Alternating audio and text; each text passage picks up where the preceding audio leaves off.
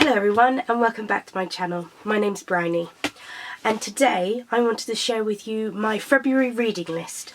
And I'm going to be honest, it's one of my smaller goals within my intentions of the new year to be more present. And to be perfectly honest, as many I'm sure you can agree, I find myself doom scrolling when I go to bed instead of actually going to bed relaxing. I'm too busy on Instagram scrolling through all of the amazing content that people make. But that isn't necessarily very good for my sleeping habits. And I have a horrendous time falling asleep. So, and I want to read more. I think it's important to read. Now, I'm quite severely dyslexic, so reading is a bit of a challenge for me. But I really want to work on it, because I think it's a really important thing to do. I'm so sorry if I sound a bit croaky. I'm getting over being sick. Still, I'm batch filming, so if anyone's like, in your last video you said you were sick, it's because I'm batch filming it, because it's awful weather outside. Today is the 26th of January, Sunday the 26th of January at 4:20. I don't know why I'm showing you, it doesn't really matter. But these are the books I would like to try and read, or at least, I want to try and at least make it through a couple of them. Because I have actually started reading them and I put them down and didn't go back to them. But I think it would be a really good habit to instill and to improve my sleeping habits. Right, the first one that I've got on my reading list, it's at the pile beside my bed, is Evergreen, Discover the Joy in Every Season by Evergreen, Discovering the Joy in Every Season by Lydia Millen.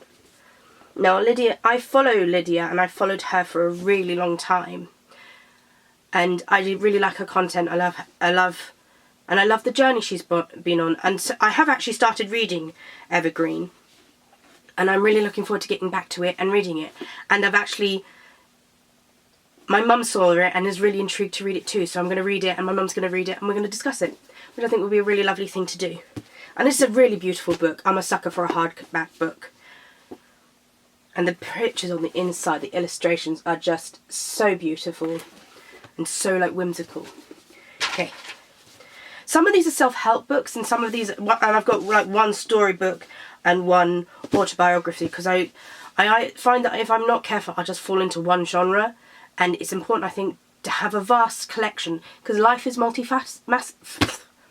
wow, my brain's not working. Life is multifaceted, so you should always have lots of different points of view to learn from, I personally think. I don't know how other people feel about it. I can't remember exactly, the next book I can't remember exactly where I saw it, the video I saw it came from, and if I could find it I'll link it, but it was two people discussing interesting books to read in self-development. And this one's called Reading the Wrong Thing. I love being dyslexic, it's really great. Daring Gently, How the Courage of Being Vulnerable Transforms the Way We Live, Love, Parent and Lead by Brené Brown. I picked this up, I think, from Waterstones a while ago, and it's been on my reading list for a really long time. And I thought it would be a really lovely book to dive into and learn from. And I've read Atomic Habits and a couple of others, and I think it's really interesting to see points of view on ways you can still structure into your life. This is another book that was recommended to me through the I think TikTok videos that have been put onto Instagram. I don't have TikTok, and I don't know if I had something to look into getting. But yeah, this is The Great Goddess, Life Lessons from Myth and Monster by Nikita Gill. It's another really beautiful hardcover book, and I am a sucker for hardcover books. So much so, I had a shelf on my wall that was up there, and I had too many books on it, and it pulled the shelf off the wall. But yeah, and I still need to put that shelf back up, actually. That's one of my tasks. I've only got 5 books, but I thought it would instill something to me. Try little. And I might not make it through all of them, but I still want to give it a go. Right, this one is the only storybook I actually have for this for February, which is Midnight in Everwood by M.A. Kaznar. I am sorry if I butcher any of these surnames. But it's actually a retelling of The Nutcracker, and I absolutely adore ballet, and my mum has taken me to see the ballet ever since I was a little girl. I can remember I went as a birthday present one year to see, I think, Swan Lake, or it was Sleeping Beauty. I think it was Swan Lake, but it was such a beautiful art form. I think that to be able to tell stories in such a captivating way. So I'm really interested to see how this is done, because I think it's a very unique premise. And finally, my final book is an autobiography. No, it's not. Is an autobiography when it's written by yourself? Or isn't it a biography when it's written by another person? I don't know. It's called Warrior, Audrey Hepburn by Robert Mattison.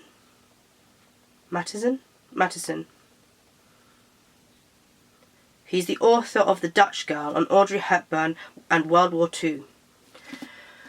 But it's talking about Audrey Hepburn and the work she did with UNICEF, I believe, and I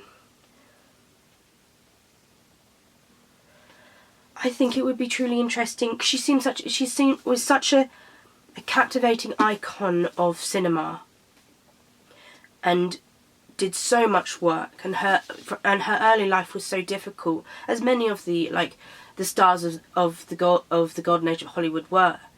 They lived through so much and did so much that you don't necessarily see from just their movies. But it's talking about her work with UNICEF in, where was it?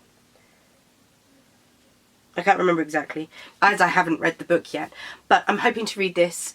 But that is the little collection of books I have got for my, they all fall to the floor, for my February reading list. Now, my intention is to try and read through as many as possible. And if I don't manage them all, that's okay. And if I manage them all and I'm able to read more, that would be great too.